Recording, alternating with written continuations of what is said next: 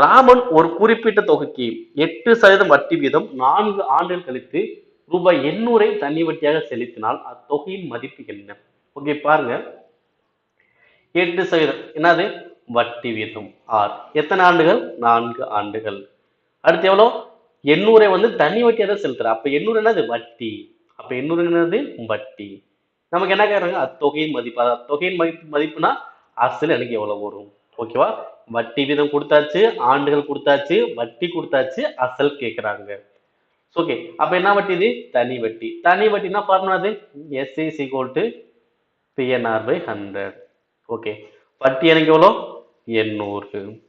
அசல் மதிப்பு தெரியாது. எவ்வளவு காலம்? 4 ஆண்டுகள். வட்டி வீதம் 8 வகுத்தல் 100. ஓகேங்களா? இப்ப அடிங்க. 4 8 2 0. அடுத்து 1 4 25 நாங்க 100. அடுத்து 100 25 பெருக்குன்னா 2500.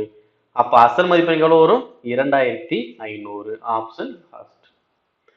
ரொம்ப சிம்பிளா ஆன்சர் பண்ணாலே போதும், ஒரு ஆன்சர் வந்துடும். முக்கியமா தனி வட்டியை பொறுத்தளவுக்கு ரொம்ப கஷ்டப்படுற மாதிரி நீங்க இருக்காது.